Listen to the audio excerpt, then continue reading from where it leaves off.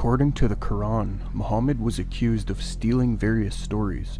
For example, in Quran 25:5 we read, "And they say, legends of the former peoples which he has written down, and they are dictated to him morning and afternoon."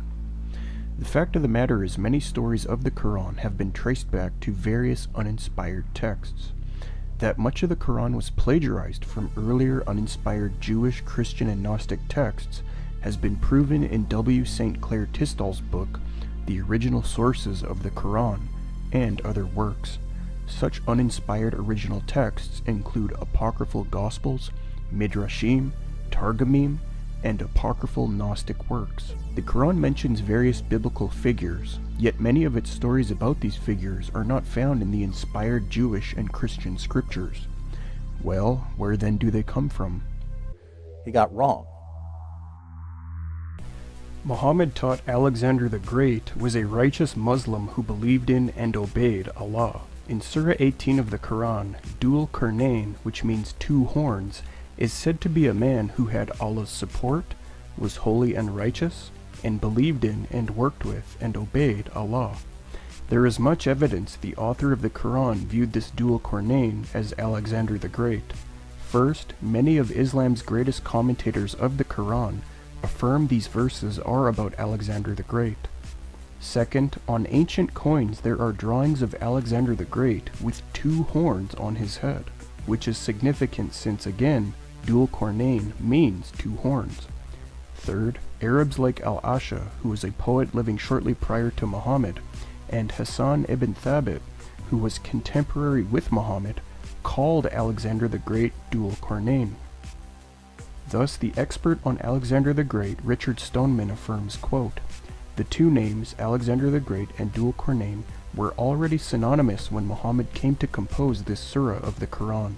In fact, modern scholars have shown the Quranic story of this Dhul Qarnayn in Surah 18 actually comes from the pre-Islamic mythical Syriac source called A Christian Legend Concerning Alexander, translated into English by Sir Ernest Alfred Wallace Budge in 1889. When one compares the Quranic story in Surah 18 to the Syriac tale of Alexander the Great side by side, there is no question this is where the Quran got the Alexander fable. There are more than 11 similar features between the two stories, such as Alexander having two horns, being given power, the sun rising on the people with no cover, punishment of the unrighteous, Gog and Magog spoiling the land, and the building of a wall as a defense. As Stoneman notes, quote, "The commentators on the Quran universally assumed that Dhul Qarnayn here in Surah 18 is the name of Alexander. Their assumption was clearly correct, since the two stories here in Surah 18 associated with Dhul Qarnayn are precisely those two stories associated with Alexander in the Syriac legend of Alexander, current shortly before the composition of the Quran. This proves unequivocally the Quran is not of divine origin, but instead stole earlier uninspired mythical stories or legends. The story of Abraham being delivered from fire which Nimrod created to destroy him is found in numerous passages of the Quran. According to this story, Abraham's father used to make idols, and Abraham sold them. Abraham disliked this and mocked the purchase of such idols. Abraham then preached monotheism and tried to convert his father and the people. His father refused. Then news spread about Abraham's preaching, and it reached Nimrod. Nimrod then put Abraham in a fire from which Abraham escaped. This Quranic story comes from Midrash Rabbah, which is an uninspired Jewish homiletical interpretation of the Bible from around the 5th century. It states, "Terah was a maker of idols. Once he went out somewhere and seated Abraham as salesman in place of himself. A person would come wishing to purchase, and Abraham would say to him, 'How old art thou?' And he, the other, would say to him, 50 or 60 years. And he, Abraham, would say unto him, 'Woe to that man who is 60 years of age, and wisheth to worship a thing a few days old.' He, Terah, delivered him over to Nimrod. He, Nimrod, said to him, 'Let us worship the fire, if thou bandiest words with me. Lo, I worship not but the fire. Lo, I cast thee into the midst of it, and let the God whom thou worshippest come and deliver thee from it.' Abraham went down into the furnace of fire and was delivered." Unquote. Now, the interesting thing which proves this story is false, and how it reached Muhammad, is that when translating Genesis 15:7 from Hebrew to Aramaic, which says Abraham was brought from Ur of the Chaldeans, Jonathan ben Uziel wrongly rendered the Babylonian word Ur into the Aramaic word light or fire. The pattern is Muhammad tells a story, and we can trace the story back to some kind of forgery or some other historically inaccurate account. And a funny example is it has to do with something Muhammad said about Abraham.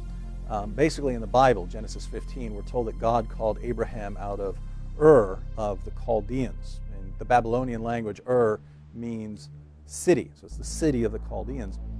But in the first century, a Jewish rabbi named Jonathan ben Uziel was translating Genesis 15 into Aramaic, and he came across the word Ur.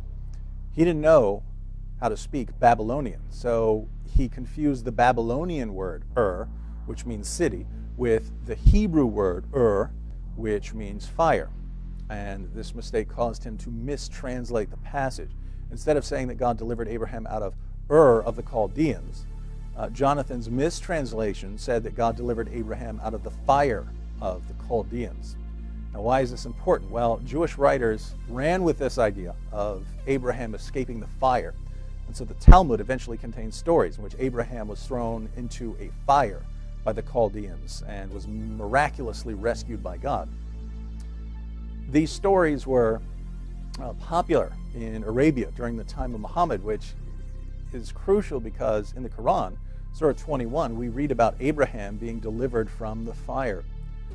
Now, Muhammad claimed that he got this story from God, but we know that the story of Abraham being delivered from the fire was based on a mistranslation of the word Ur. So what makes more sense here? That God also mistranslated the word Ur, or that Muhammad was getting some of his stories from the people around him? This is why it's not surprising to read in chapter 25, verse 5 of the Quran, that Muhammad's contemporaries were accusing him of copying various tales in the Quran from earlier writers. Now, in Quran 27:17-44, there is a story of Solomon and Bathsheba. Here the Quran says Solomon trained birds in battle to drop stones on enemies. Then Solomon could not find his hoopie bird, and he got upset. But the hoopie bird then came to Solomon talking to him, and told him about this woman named Queen Bathsheba. Then Solomon sent the hoopie bird with a letter to give Bathsheba. After a quarrel, Bathsheba ended up at Solomon's palace, and when entering Solomon's court, she lifted up her dress, uncovering her legs, because she thought the floor was made of water, when really it was made of glass. Now, this exact tale comes from the earlier uninspired Jewish second Targum of Esther, aka Targum Sheni, which says, quote, "One day the king Solomon, observing that the mountain cock or hoopie was absent, ordered that the bird be summoned forthwith. When it arrived, it declared that it had for 3 months been flying higher and thither, seeking to discover some country not yet subjected to Solomon, and had at length found a land in the east exceedingly rich in gold, silver, and plants, whose capital was called Ketor, and whose ruler was a woman known as the Queen of Saba, Sheba. The bird suggested that it should fly to the queen and bring her to Solomon. The king approved this proposal, and Solomon accordingly caused a letter to be tied to the hoopie's wing. On being informed of her arrival, Solomon sent his chief minister, Benaiah, to meet her, and then seated himself in a glass pavilion. The queen, thinking that the king was sitting in water, lifted her dress, which caused Solomon to smile, unquote. So clearly this is the exact story found in the Quran. Because of this Targum's reflection of persecution from Byzantine Catholics and due to linguistic reasons, the Targum expert Bernard Grossfield dates it to the early 7th century, at the end of the Byzantine period, before the rise of Islam. This dating is confirmed by the German scholar Beat Ego.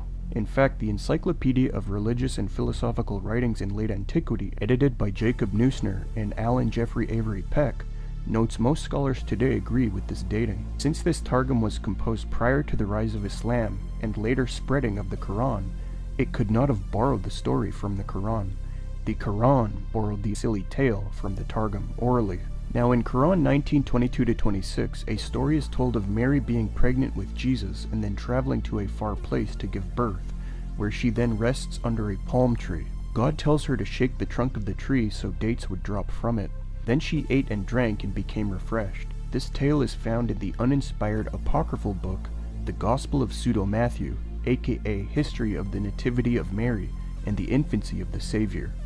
It says, quote, Mary was fatigued by the excessive heat of the sun in the desert, and seeing a palm tree, she said to Joseph, Let me rest a little under the shade of this tree. She looked up to the foliage of the palm, and saw it full of fruit, and said to Joseph, I wish it were possible to get some of the fruit of this palm. And Joseph said to her, I am thinking more of the want of water, because the skins are now empty, and we have none wherewith to refresh ourselves and our cattle. Then the child Jesus said to the palm, O tree, bend thy branches, and refresh my mother with thy fruit. And immediately at these words the palm tree bent its top down to the very feet of the Blessed Mary, and they gathered from its fruit, with which they were all refreshed. Unquote. Again, this is the same story. As to the dating of this apocryphal book, Bart Ehrman argues for a date of composition in the first quarter of the 7th century, which is prior to the rise of Islam and the spread of the Quran.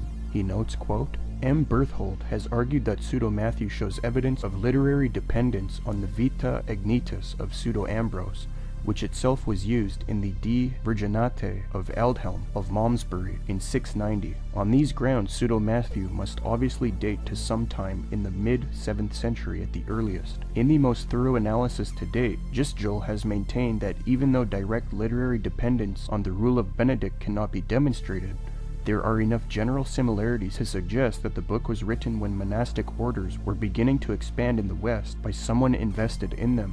Largely on these grounds, he makes a convincing argument that the text was produced in the first quarter of the 7th century by a monk in the Latin-speaking West. Unquote. Thus again, we have the Quran orally borrowing fables from uninspired earlier books. Next, in various Quranic verses, we see Jesus speaking in his cradle. For example, Quran 19:29-30 says, quote, But she pointed to him. They said, How should we speak to one who is a child in the cradle?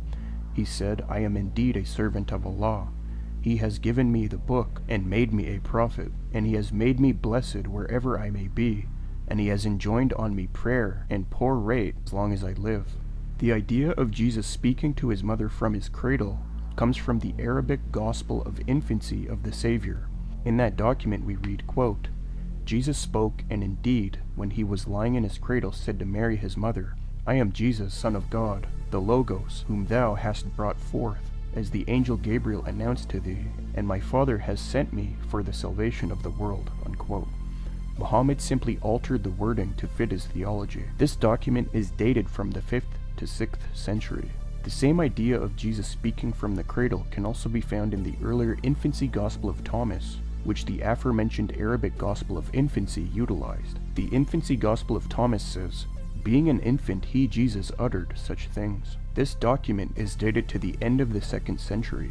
It is a Gnostic text, and its story of Jesus speaking as an infant with wisdom was made up or invented to promote the Gnostic idea of Jesus' extraordinary gnosis or wisdom.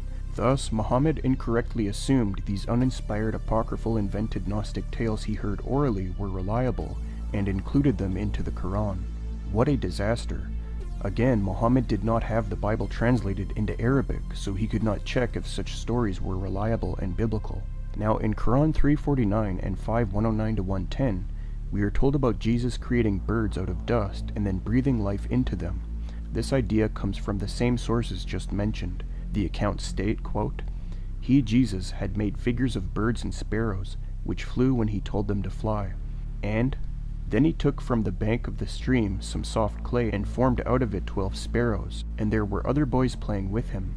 Then Jesus clapped together the palms of his hands, called to the sparrows, and said to them, Go, fly away, and while you live remember me. Now in Quran 18:8-25, we are told about the legend of the companions of a cave. In this story, a group of 7 youths and their dog take refuge in a cave from danger, and miraculously they are able to sleep in it for about 300 years, after which they wake up and leave. This legend of 7 sleepers or companions in a cave actually comes from 2 uninspired Syriac homilies of Jacob of Sirach in the late 6th century, as well as Gregory of Tours' Latin version from the late 6th century. The story spread rapidly into other languages after its composition, showing how attractive the silly legend was. Lastly, the story of Iblis, i.e. Satan and Adam, is found in various texts of the Quran. In this tale, God commands the angels to prostrate before Adam, but Satan refuses because he said he is better than Adam since Adam was only created from clay. Then Satan is expelled from heaven. Now the expert on Quranic origins and oral composition, Andrew Bannister, tells us which uninspired pre-Islamic texts this story comes from. Quote, "The oldest extant version of this story is found in the Vitae Adei et Evei, 13.1 to 16.3, which some scholars argue could originally be as old as 100 BC, although the current Latin text dates to circa AD 400. In this version, the story is told in the first person, with Satan explaining to Adam why he was cast out of heaven. Satan reports that it was Michael who had brought Adam before the angels and commanded them to worship him. Satan refused, protesting that Adam was younger and inferior, so Adam should be worshipped by him. Michael continued to insist upon obedience, but Satan and many angels refused, following which God cast them out of heaven. There are many Jewish versions of Iblis and Adam, including allusions to the tale in both 2nd Enoch, and a myriad rabbinic uses of the story. Ginsburg discusses these, several of which combine it, and the account of Adam naming the animals, as does Surah 2. Satan protests to God that he and the angels had been created from Shekinah glory itself and were now being asked to prostrate to a thing made from dust. It is at this point that God asks Satan to demonstrate his superiority by naming the animals. He fails, Adam succeeds, and Satan is cast out of heaven. Bannister also notes the story is found in some uninspired Christian documents like the 3rd century The Gospel of Bartholomew, 4:51-55, and the 6th century The Book of the Cave of Treasure. Bannister concludes, quote, "Thus it is clear that various forms of the Iblis and Adam story enjoyed a wide provenance in the centuries preceding Islam and were well known within both Jewish and Christian communities. When the Quran emerged in the 7th century, it did so in an oral culture in which biblicist traditions were freely circulating, and thus there existed a large pool of commonly known stories and traditions to fish from." Unquote. In fact, to seal the deal, Bannister has shown the 3 common elements that appear in all 7 Quranic versions of the story are the same 3 common elements present in the pre-Islamic sources which tell the story. This proves the Quran lifted this fable from these earlier sources. Now, the only difficulty is that although all these various stories we mentioned are the same, there is no textual overlap when you examine the Quran and the stories in these pre-Islamic documents side by side. In other words, Muhammad or someone he knew did not copy from the original documents word for word. This is where Andrew Bannister's new research comes into play. In his groundbreaking book, An Oral Formulaic Study of the Quran, which is based on his PhD work, he proves not only that the Quran was recited and transmitted orally, but that it was actually composed orally in live performance with formulaic diction, i.e. short repeated phrases or groups of words that can be reused to express a key idea. This shows Muhammad was an oral performer or preacher, fishing from a pool of oral material in his culture, which can be traced back to these uninspired Jewish, Christian, and Gnostic texts. With the help of computerized linguistic analysis, Bannister has proven this. He notes, quote, "Oral formulaic analysis proceeds by analyzing a text looking for the presence of repeated formulaic phrases in a text. Formulaic diction is a tool frequently used by oral performers to facilitate composition at speed, live in performance. To further establish this, Bannister also established the oral culture surrounding the Quran and the existence of folk memory in Islamic sources, i.e. Muhammad's ability to produce Quranic sayings as necessity demanded it, often in response to a question or challenge from an audience. His conclusion based on his study is that large portions of the Quran were constructed live in oral performance based on earlier oral legends. Some features in the Quranic stories he brought out proving this are performance features, multiple versions of the same story exhibiting flexibility and fluidity in their telling, frequent audience asides scattered throughout the Quran, and also highly elusive referencing. He found the Quran's overall formulaic density ranges from 52.18% to 23.55%. A density comfortably beyond 20% is often considered to indicate formulaic borrowing, or that a text was composed orally from stock phrases or elements. Formulaic density refers to the percentage of a given text that consists of short, repeated phrases, indicating oral composition. He found there are 99 surahs of the Quran, with a formulaic density of 20% or higher. 69 of these have a formulaic density of 40% or higher. 45 of these have a formulaic density of 50% or higher. 14 of these have a formulaic density of 16% or higher. And one surah, Surah 61, has a formulaic density of 77% or higher. This is groundbreaking and shows the Quran is not from God. Instead, Muhammad composed its surahs in performance fashion, using common oral formulas borrowed from fables or stories, traced back to uninspired apocryphal Jewish, Christian, and Gnostic texts. This destroys the Quran and Islam.